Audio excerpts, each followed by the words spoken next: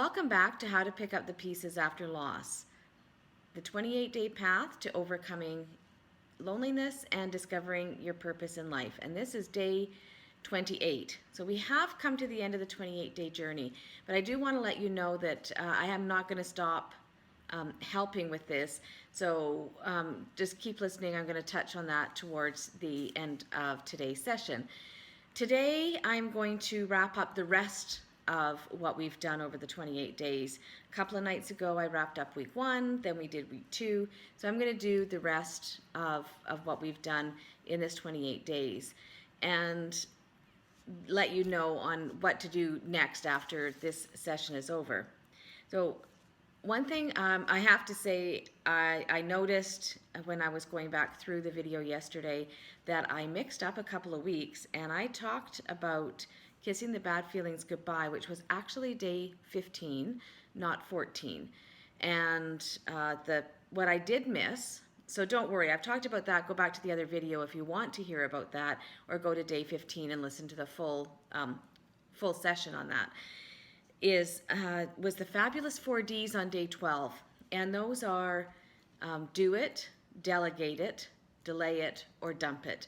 Those are the 4Ds to getting things done and clearing your mind. So you can go back to day 12 and check out the 4Ds if that's one of the sessions that you missed. So day 16, we talked about fear and blasting through fear and looking at fear as a acronym of false experiences appearing real. That we often focus on fear, and what we fear doesn't come true, and it controls us. And if we think through what that fear is about, and what's the worst that could happen, and could I handle that, usually it's okay. Especially moving on, or with moving on after loss. There's a lot of fears that come up because things are so different than they were before. And most of those fears will never happen. It's just wanting to get through that feeling of fear and working through it with yourself. The day 17 was about feeding what starves you, and I talked about physical touch. When you've lost someone and you're likely living alone, or possibly if it was a parent, then you've got your spouse, but physical touch decreases for lots of reasons, and whether it's because you're alone or because you're busy and not home, or you start to feel like you just don't feel like yourself and having that physical touch, it's important to bring that in. And I talked about hugs. That was where we were heading, was talking about hugs. And I shared a couple of funny stories about hugs, talked about why physical touch is important and how you can bring that back into your life. Your sacred inner circle was day 18, and that was about spending more time with people who lift you up and less time with people who bring you down or bring out the negative energy in you. And I had you do an exercise, so you can go back to day 18 if you didn't get a chance to finish that, and listen to what that exercise is. And I believe I shared the quote of, you are the average of the 5 people you spend the most time with. So take a look around with who you are spending the most time with and realize you are most likely like them. So if you love them, they're great and they lift you up, you're in the right place. If you, can't stand to be around a couple of these people, then you know that you might want to be looking at making some changes. Maximizing your attention units. Talked about tolerations or intolerations and things that play on our brain that take our attention away from what we want to focus on. And when we leave things undone, those incompletes can it chips away at our subconscious and gives us this, kind of our to-do list is in our subconscious, gnawing away at our brain, and it impacts what we can do on a daily basis and how much focus we have. So I talked about some things you can do to help with that. Keeping track of the good things is your success journal, victory log, acknowledgement list, and I shared some ideas on that and why that's important. Finding the inner gem.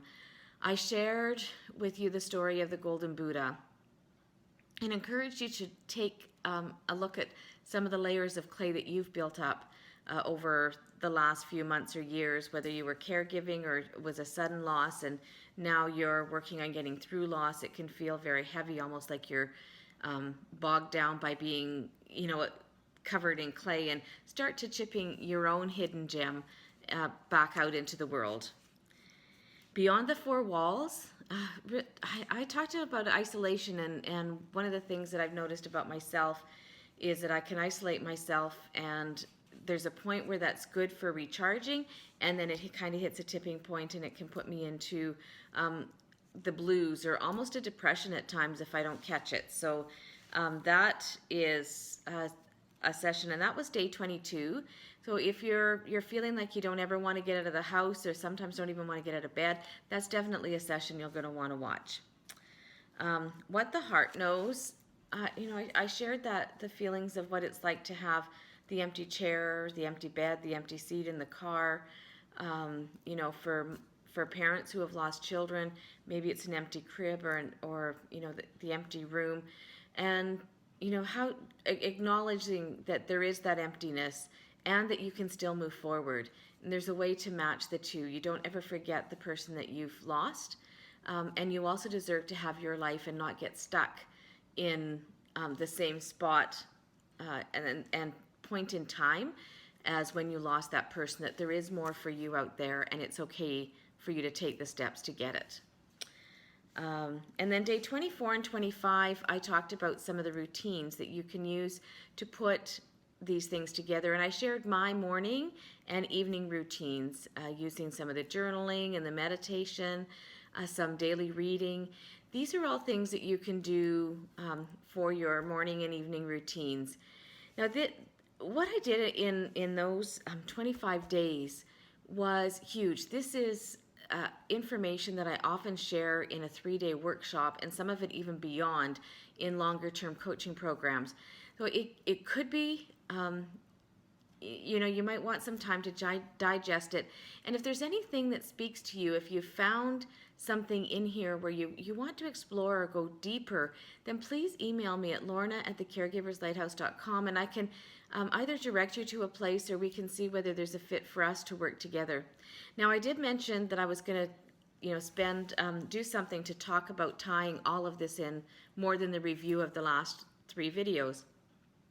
So I am going to put together a teaching program, or not a program, but a video.